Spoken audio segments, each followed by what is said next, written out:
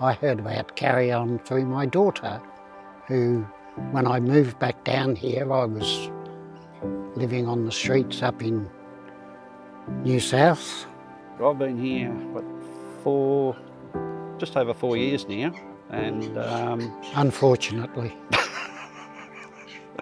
and he was who I heard Carry On through, and so probably wouldn't be here. I'd be living on the street.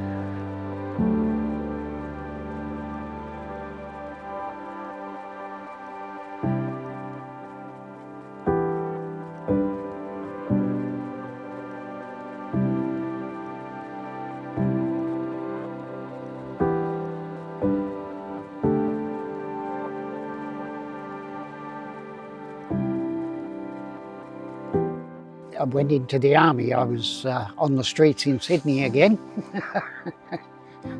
And back in those days, there was very little support out in the wide world. And so I joined the army. And I got a job in a supermarket, which is where I did most of my civilian working life. And stayed in supermarkets until I just went crazy, basically. Not knowing then what PTSD was, it wasn't even thought of. I was living not far from him, Hey. unknowingly. Hey. I mean, he was something that I knew had been born, but that was all. His mother would have nothing to do with me and would tell me nothing. It wasn't until I was 14 when I had to go for my tax file number.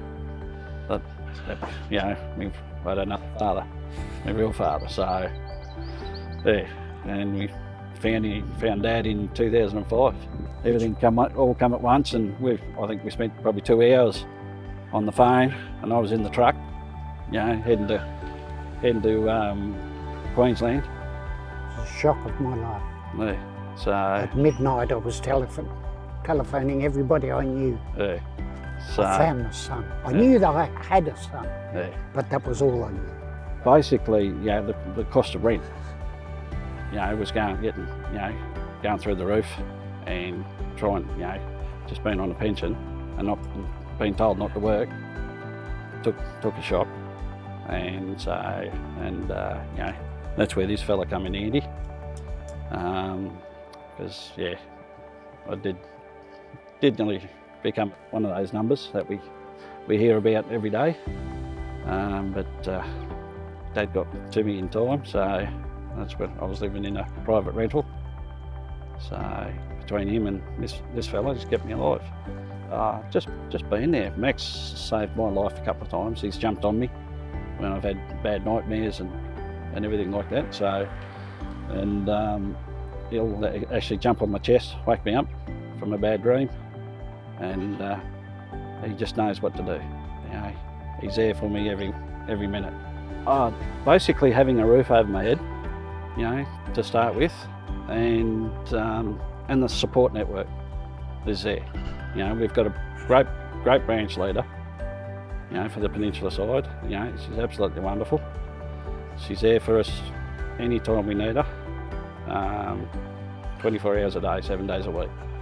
It's like a little family, and that's what I've tried to make it. You know, like a little village. You know, so we all get to know each other. You know, we look after each other. And it was like when Alan passed away in Unit 3 in Dan's unit, you know, I was there the night he passed, you know, for his last breath. For the support they give to veterans and widows, you know, and they provide not only mental support, it's welfare. If you've got nothing, you know, they provide you with, you know, with something. You know, they can provide you with a unit full of furniture, basically, to get you started. You know, and give a roof over your head. I think Carry On does is, it's like a family, and that's what we're trying to do here, is portray it as a family. It's not just, you know, Accommodation. the units. The money goes through to food for their kids and families. It's a critical area for a lot of these people that won't go to government agencies. Or don't know how to. They don't know where to look.